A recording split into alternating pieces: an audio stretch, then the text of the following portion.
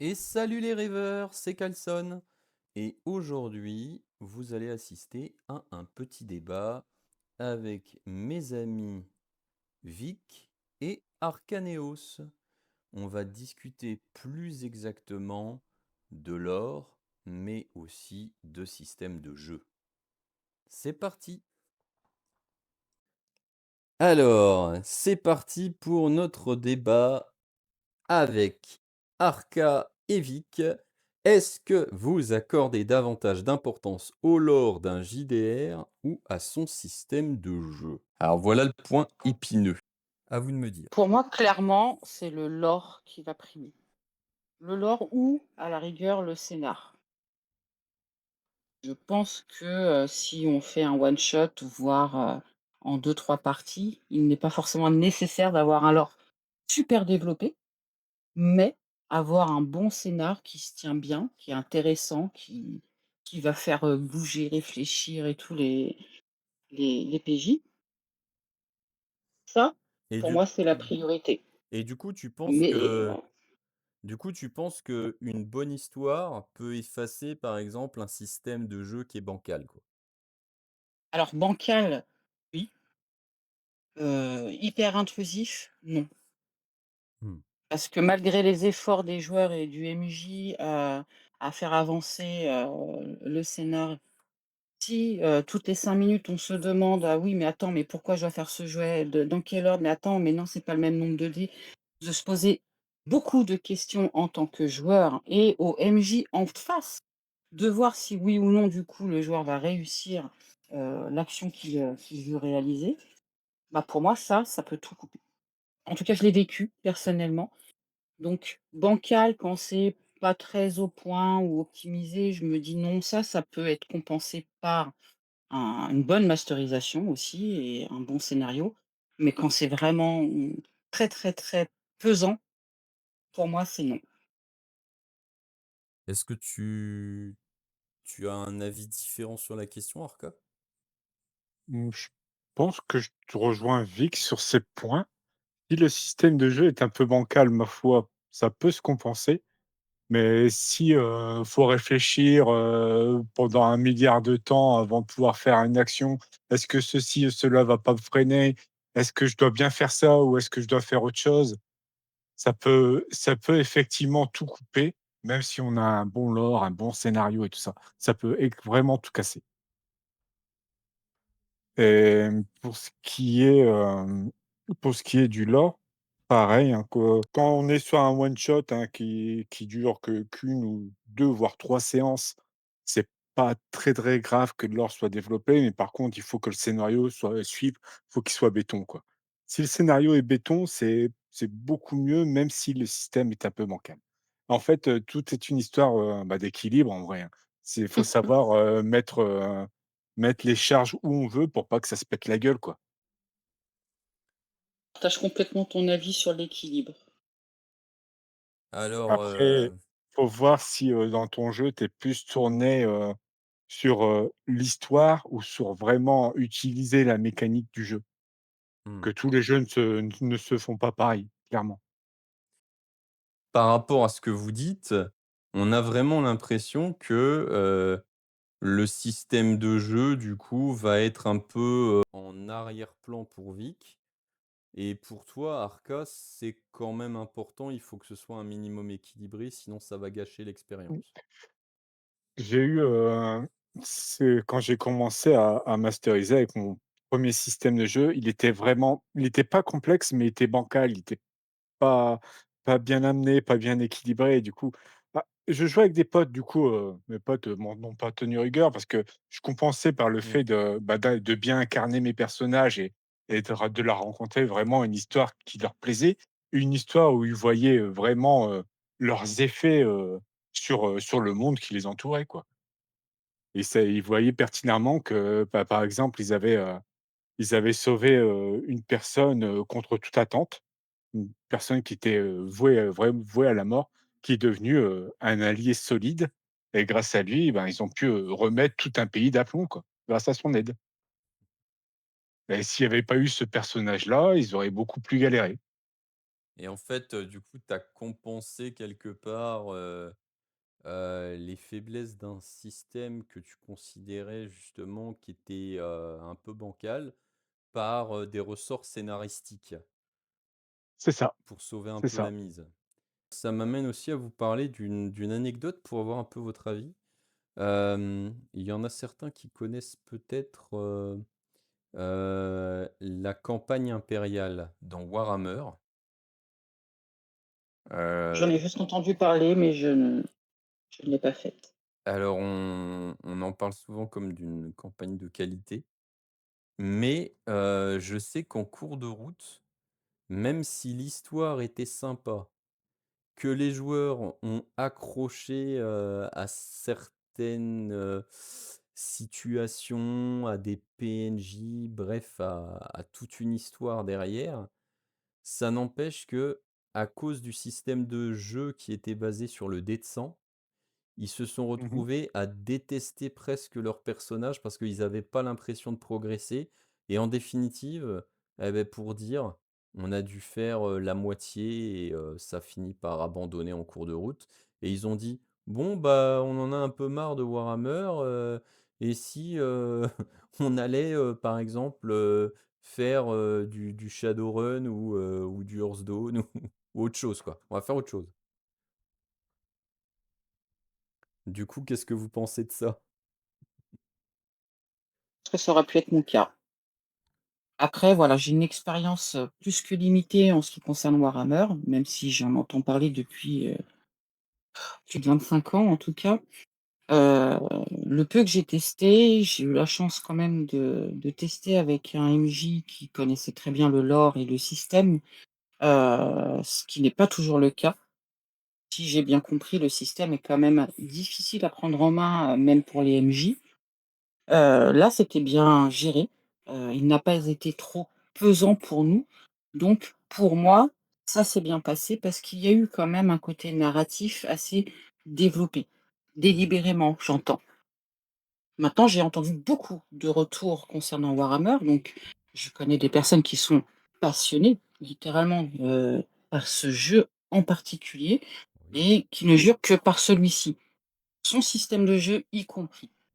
Mais pour les personnes qui vont avoir une curiosité, qui vont pour peu qu'ils soient novices dans le monde du jeu de rôle, risquent d'être confrontés à quelque chose qu'ils n'ont pas imaginé. C'est-à-dire une des difficultés de réflexion qui va concerner uniquement la mécanique du système. Et pour ces nouveaux joueurs, pour beaucoup en tout cas d'entre eux, ça va être un vrai frein. Parce qu'il est compliqué d'être immergé dans une histoire, de prendre complètement possession de son personnage, quand le joueur, il est obligé de se poser des questions pragmatiques sur: «OK, je veux faire cette action-là, mais mon Dieu, je me souviens plus comment il faut que je m'y prenne. Attends, qu'est-ce que je dois prendre en compte?» et faire même des stats, finalement, mentales, pour se dire: «Est-ce que j'ai une chance d'y arriver ou pas?» Ça, je sais que c'est un frein qui arrive régulièrement. Oui, je comprends ce que tu dis. En fait, on peut dire que par rapport à cette anecdote, c'est même si l'histoire, elle va être passionnante et que tout est bien développé autour de ça ne peut pas complètement compenser la sensation que peuvent avoir, les joueurs sur la lourdeur d'un système.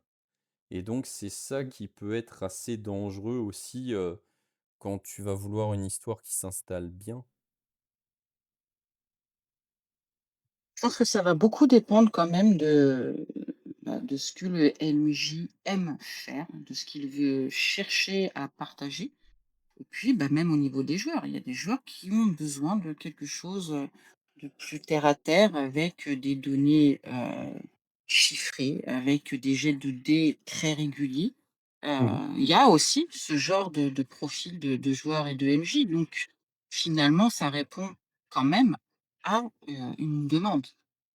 Ce qui n'est pas mon cas. Moi, j'ai un avis forcément biaisé puisque moi, j'aime les jeux qui sont plus axés sur le narratif, où il va y avoir, beaucoup de RP, où les joueurs vont, s'imprégner obligatoirement, d'une manière ou d'une autre, de leur personnage pour pouvoir évoluer.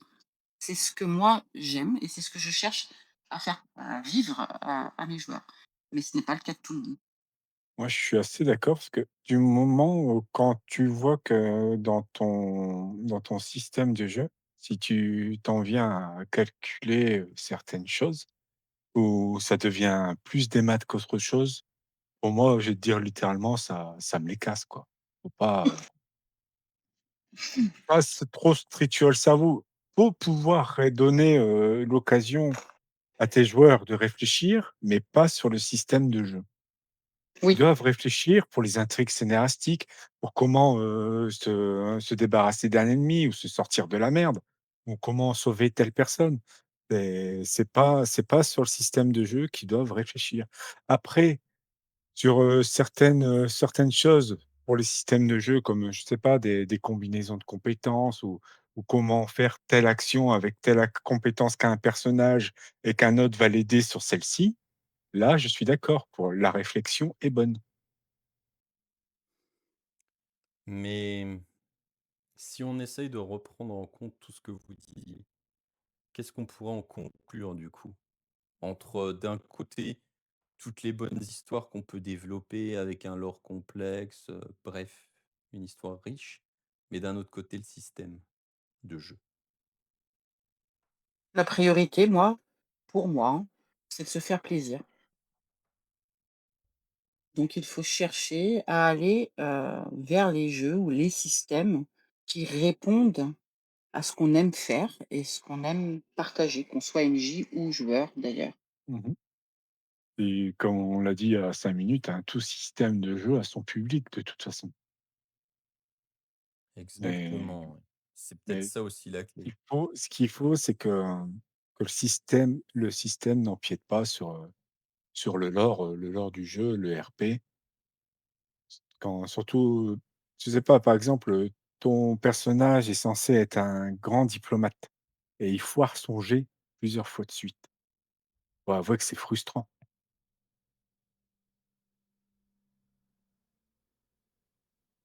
Et donc pour toi, ça devrait être, quand même, on va dire, qu'on prenne malgré tout en compte le fait que de nature, il est grand diplomate, Mmh. alors que les dés ne veulent pas lui faire Oui réussir son et action. et C'est ça? aussi prendre en compte aussi comment il a amené ça, comment il a tourné ses phrases, comme je te disais tout à l'heure d'ailleurs.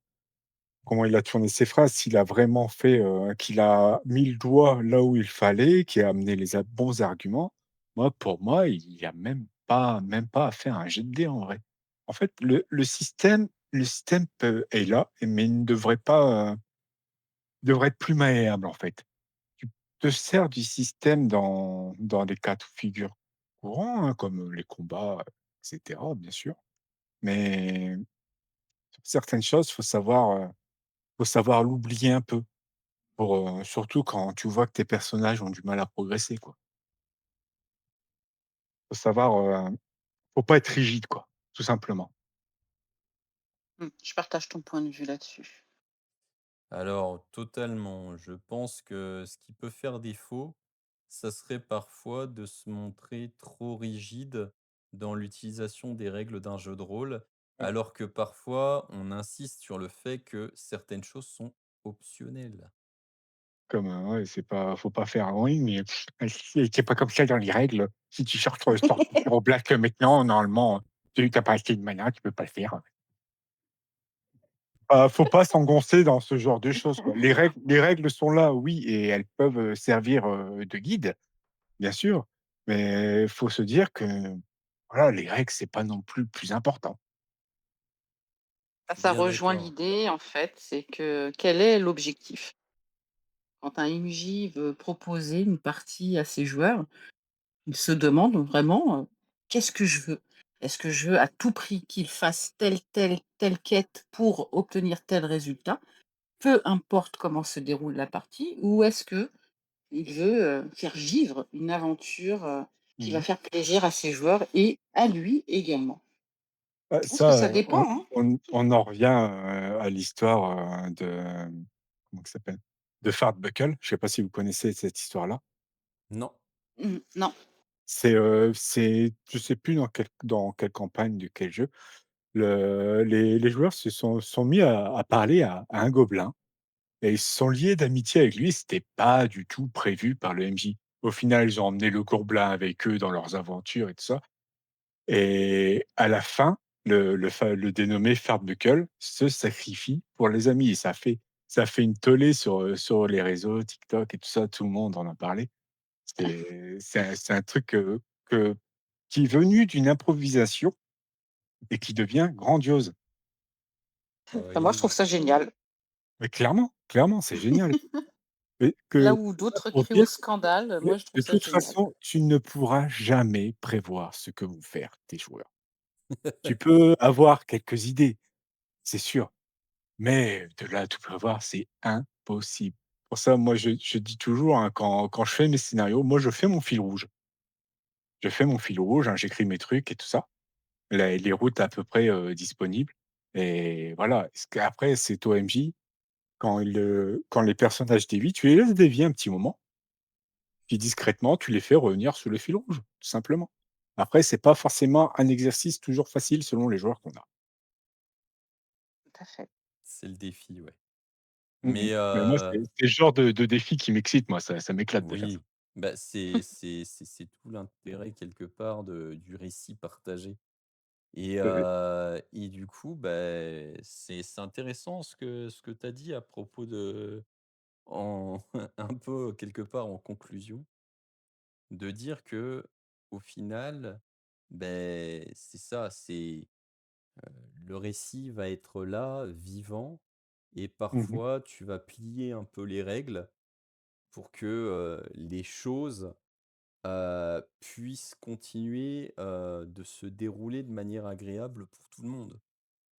Bien sûr, bien sûr et de toute façon, dès que tu commences à masteriser, une partie, hein, surtout quand moi, comme je le vois, moi, mes petits scénarios homebrew, mes histoires et tout ça, c'est clairement mes bébés.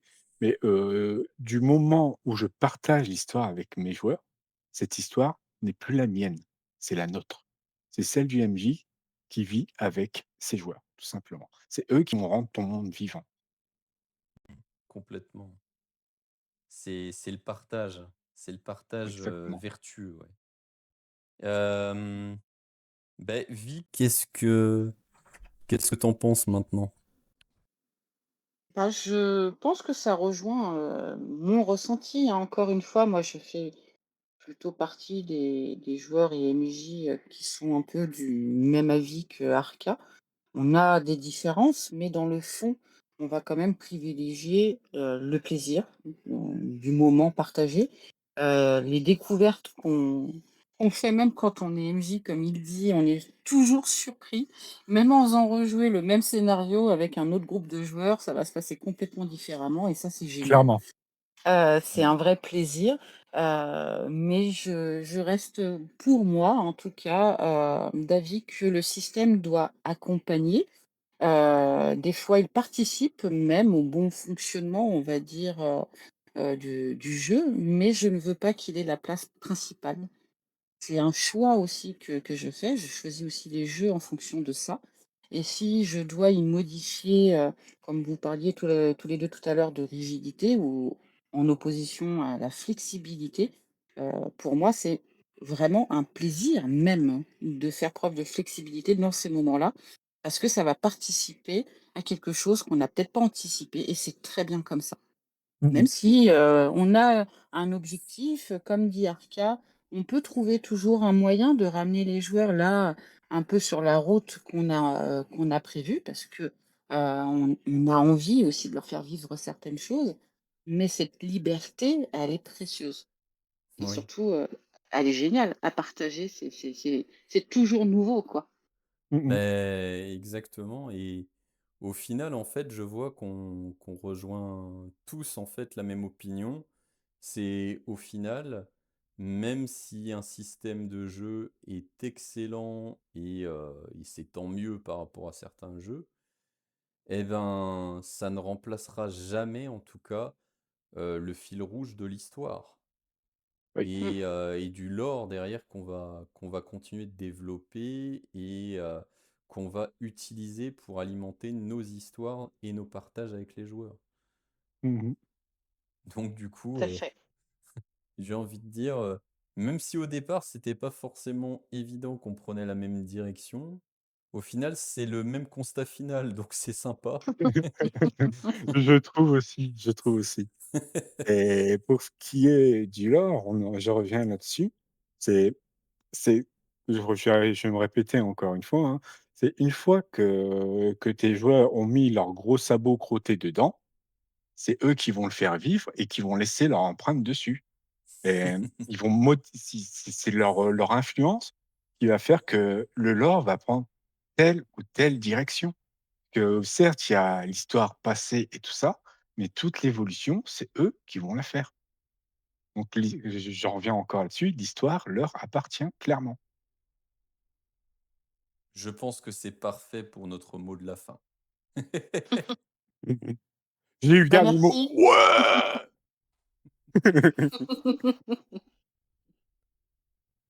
Savoure pas trop, hein, ça t'arrivera pas toujours.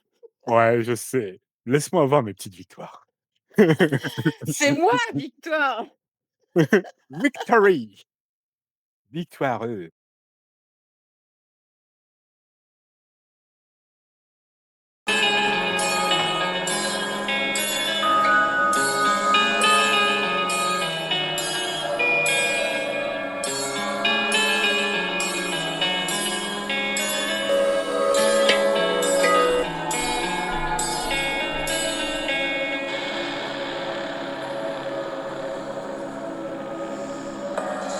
Hé, hé, fais pas ton rat, n'oublie pas de cliquer.